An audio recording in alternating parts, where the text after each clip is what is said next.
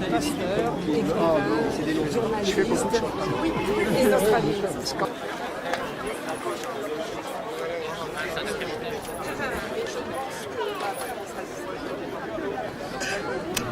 Je passe maintenant la parole au président du consistoire central et du consistoire de Paris, monsieur Joël Mergui. Cela aurait été une preuve d'intelligence si Canal+ pouvait ce soir se dire que des fois dans ses arbitrages, elle a commis une erreur.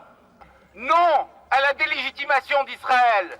Non, non à vouloir à nouveau rendre Israël coupable de crimes qu'il n'a pas commis. Non, non à revisiter l'histoire. Que le peuple juif ne doit jamais oublier. Que le peuple juif ne doit jamais oublier. Jamais oublier, ça veut dire quoi? Jamais oublier qu'on a cherché à nous détruire. Non!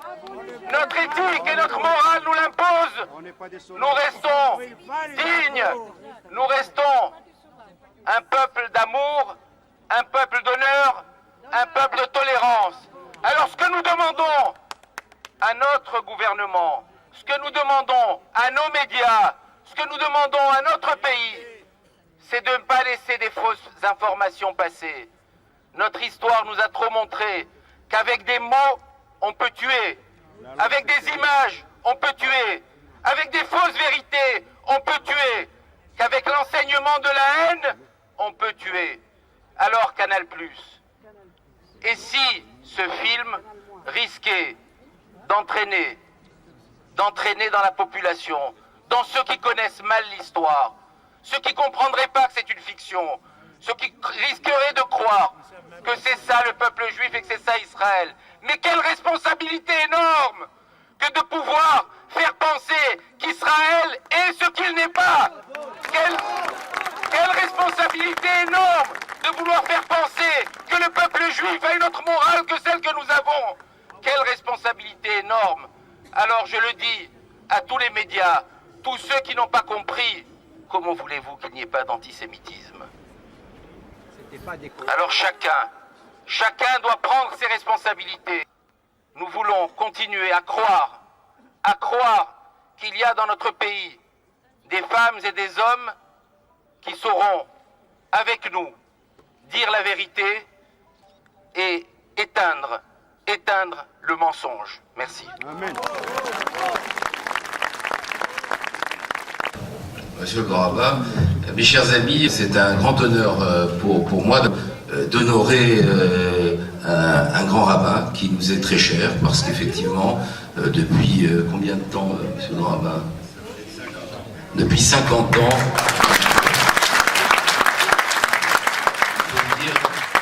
Depuis 50 ans, il anime une émission le dimanche matin qui permet à tous ceux qui ne connaissaient pas bien il y a 50 ans le judaïsme de le connaître un petit peu mieux, à ceux qui le connaissaient un petit peu mieux de le connaître encore plus, et à chacun de s'interroger.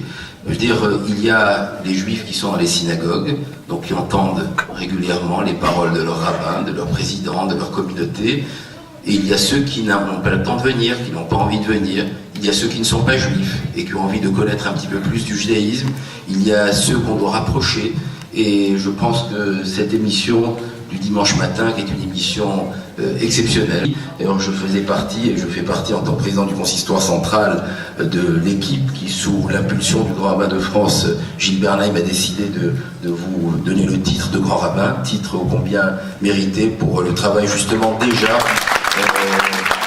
que vous faites depuis tant d'années pour la transmission. J'ai la responsabilité de représenter près de 500 synagogues en France. Je ne peux pas penser qu'un seul jour, dans une seule de nos synagogues, une parole ou un enseignement de haine puisse apparaître. C'est notre responsabilité à tous. Et je crois que je voudrais le redire ici et le redire en présence d'un grand rabbin dont c'est le combat. Je crois que dans toutes les civilisations, dans toutes les cultures où le judaïsme a été dispersé à la suite de la destruction du temple et de l'exil de Jérusalem, dans toutes les civilisations, il y a eu des synagogues qui ont pris la couleur locale, qui ont ressemblé aux édifices locaux, mais à l'intérieur, la transmission de la Torah a toujours fait qu'on a toujours su allier notre citoyenneté de chacun des pays, que ce soit des pays arabes, des pays d'Orient, des pays d'Extrême-Orient, des pays d'Europe, des pays d'Europe de l'Est, allier notre citoyenneté, notre défense de la nation et notre culture profondément juive, sans jamais de contradiction. Je voudrais qu'on continue, nous, quoi qu'il arrive, quelles que soient les perturbations, notre message doit être un message d'amour et de paix, et c'est celui que le grand rabbin Josier Zimberg, depuis 50 ans, dispense sur les télévisions françaises. Merci, monsieur le grand rabbin, pour cette chose.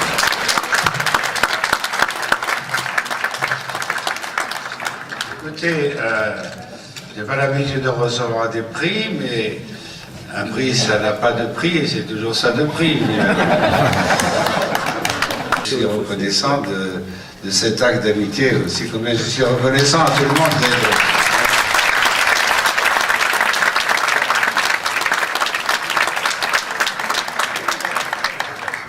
Monsieur le ministre de l'Intérieur, cher Emmanuel Valls, monsieur l'ambassadeur d'Israël en France, cher Louis Sigal, madame la première adjointe au maire de Paris, chère Anne, madame la maire du 17e arrondissement de Paris, chère Brigitte, madame la ministre, chère Nathalie, madame la vice-présidente de la région de France, représentant le président Huchon, messieurs les préfets, monsieur le grand rabbin de Paris, monsieur le grand rabbin directeur du séminaire israélien de France, monsieur l'aumônier général des armées, messieurs les grands rabbins et rabbins, mesdames et messieurs les élus, mesdames et messieurs les représentants des institutions juives de France et d'Europe, mesdames et messieurs, chers collègues, administrateurs du consistoire de Paris et du consistoire de France, mesdames et messieurs les présidents et présidentes de communautés juives de France, j'ai oublié beaucoup de monde, mesdames, messieurs, chers amis.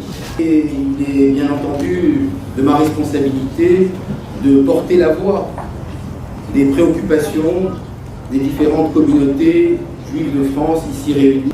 D'année en année, nous avons, depuis maintenant que cette cérémonie existe, rappelé la préoccupation de la montée de l'antisémitisme. Nous l'avons rappelé régulièrement, rappelé le lien de cet antisémitisme qui s'installe malheureusement dans notre pays, qui se nourrit bien trop souvent de l'antisionisme.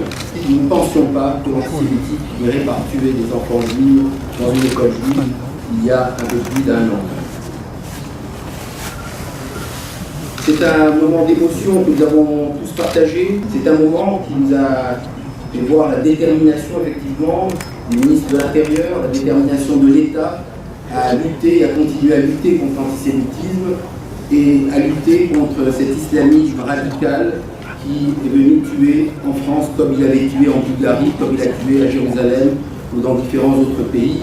Et vous avez su à la fois dénoncer cette nouvelle forme d'antisémitisme et à la fois accompagner notre préoccupation dans les mesures de sécurité qui sont prises, malheureusement, je dirais, et je le répéterai aussi longtemps qu'elles seront prises, malheureusement parce que nous aurions aimé pouvoir nous en passer, et heureusement parce qu'elles rassurent l'ensemble de nos fidèles, des personnes qui fréquentent nos écoles, des mamans, des grands-parents, les enfants qui fréquentent nos écoles, nos centres communautaires et nos synagogues. Nous avons eu des rencontres il y a simplement quelques jours au consistoire de Paris avec le préfet de police, avec le préfet de la région de France, avec les différents préfets de notre région, à travers la France.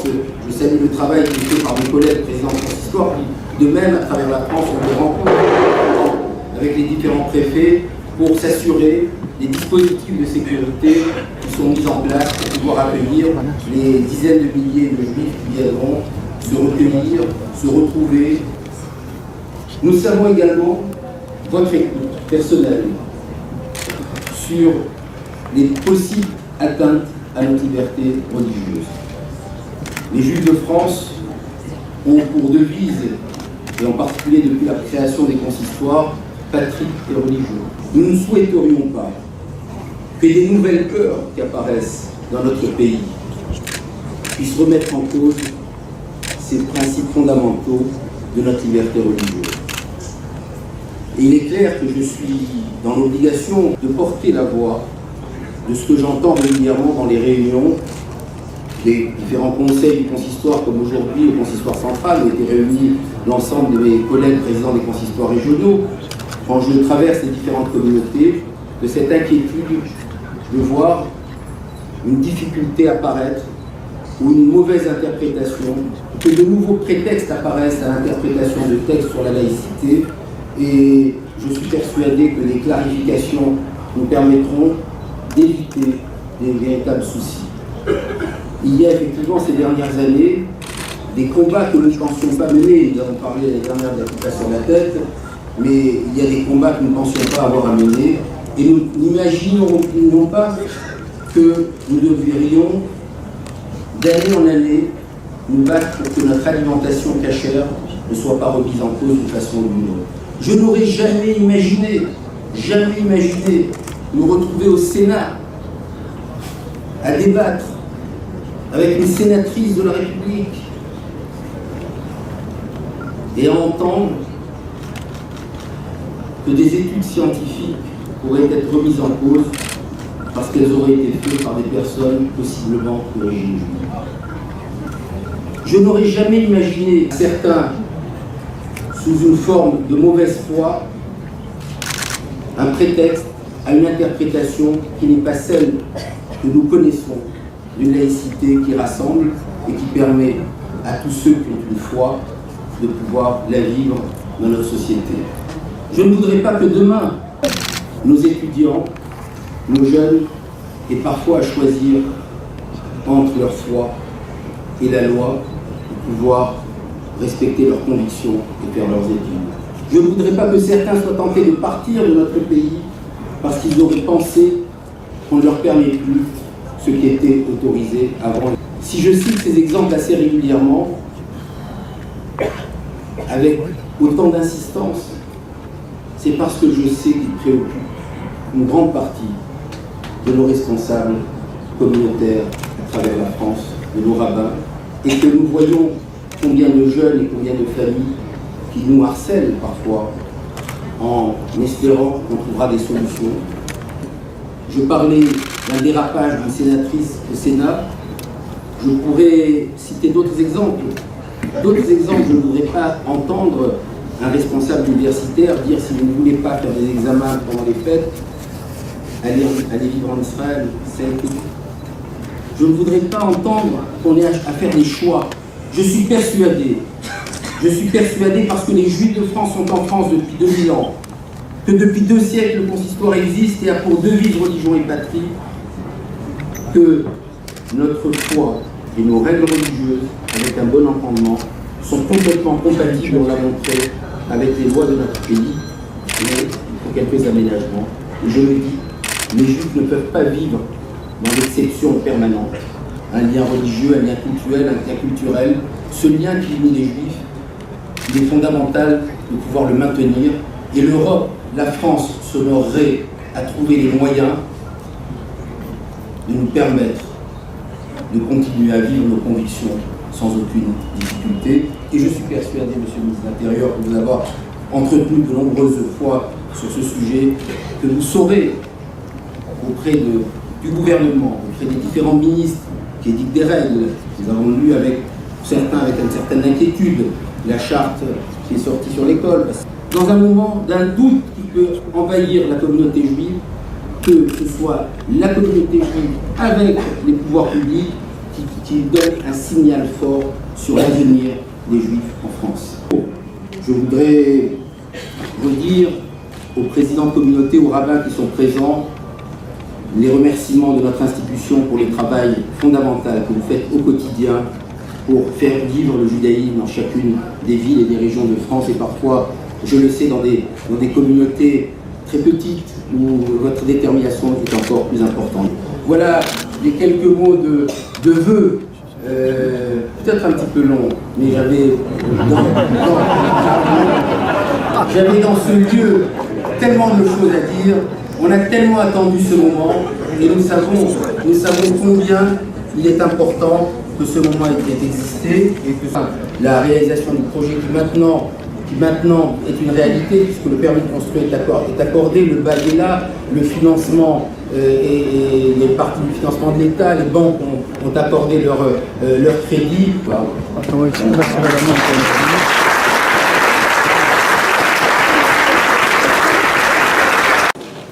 préfet, monsieur le grand rabbin, messieurs les rabbins, mesdames et messieurs les élus, chers collègues administrateurs du consistoire de Paris, du consistoire de France, cher Gérard, mesdames, messieurs, c'est toujours pour moi un plaisir de venir aux différentes manifestations qui sont organisées par votre communauté. Et je sais que Gérard a en permanence des idées et des projets qui nous ramènent ici, mais n'avait pas évalué qu'en plus, le ministère de la Culture et la préfecture d'Île-de-France seraient ses complices pour nous donner une nouvelle occasion de nous retrouver. Alors, d'abord, je voudrais saluer le dynamisme de cette communauté et puis redire qu'effectivement, nous avons dans le patrimoine important que représente l'architecture synagogale en France, il y a des bâtisseurs.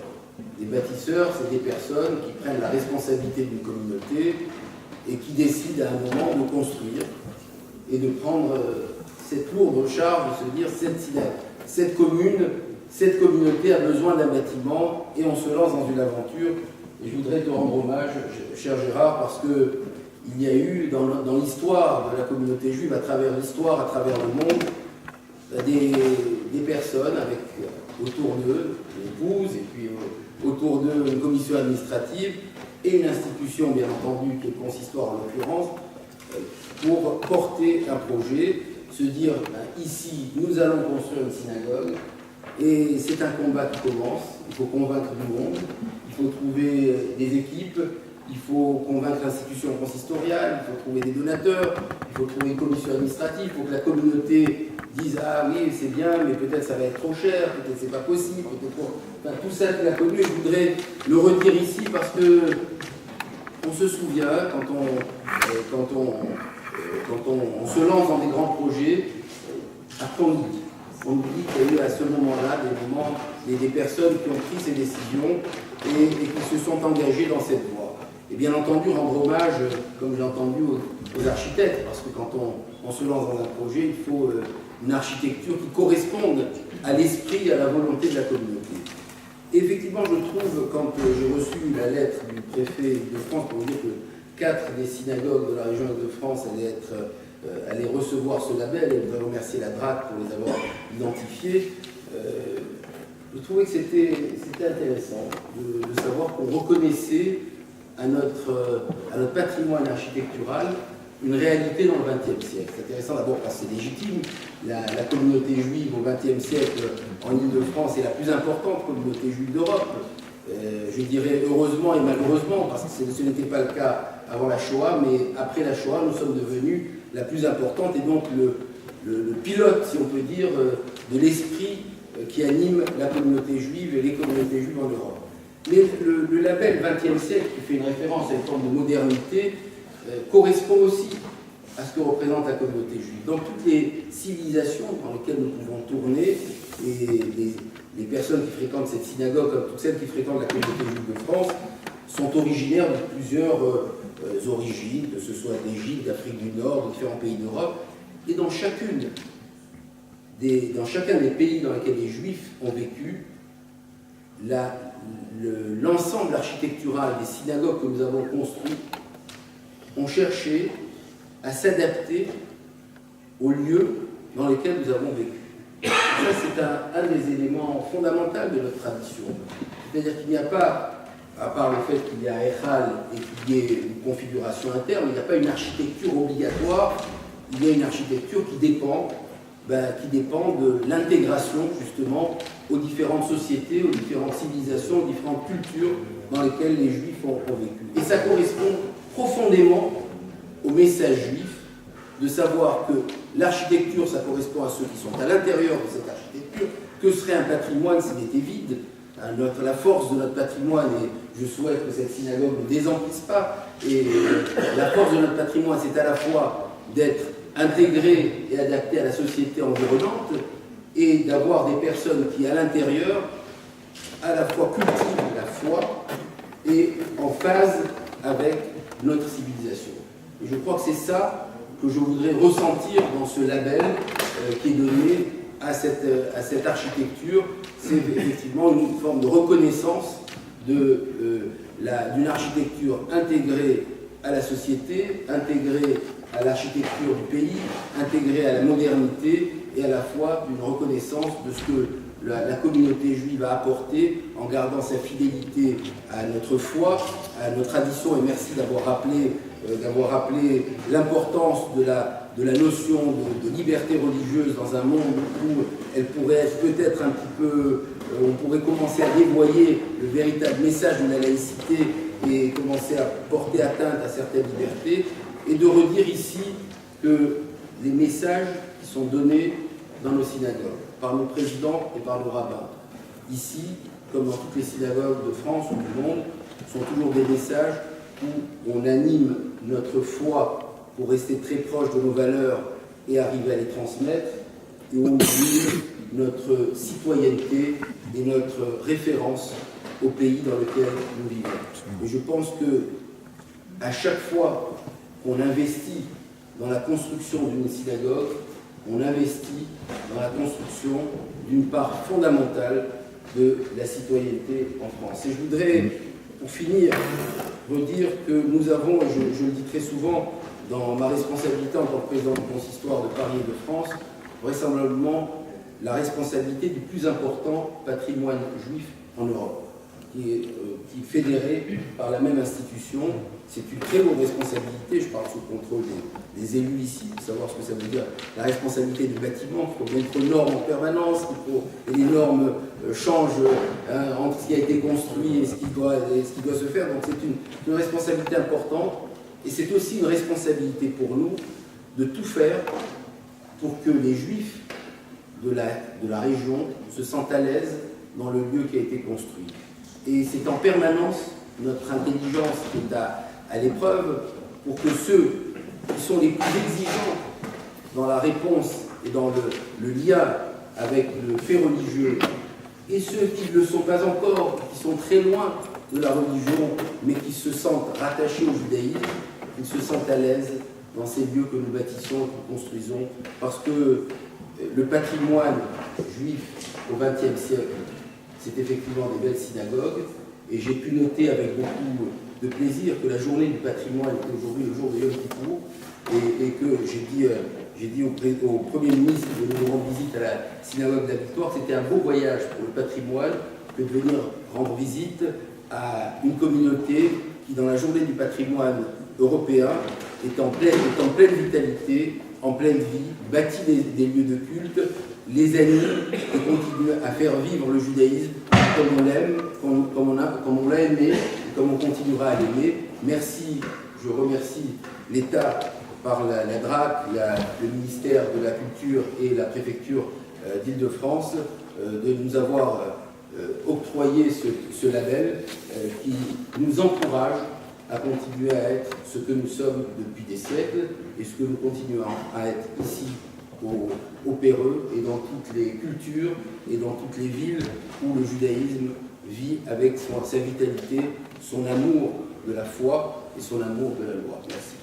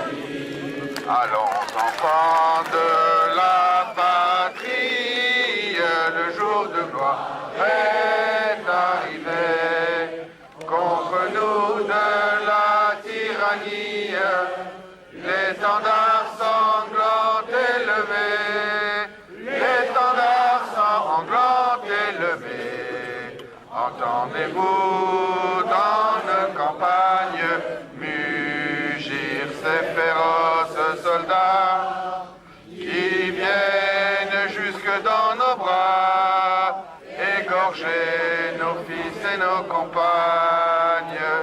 Aux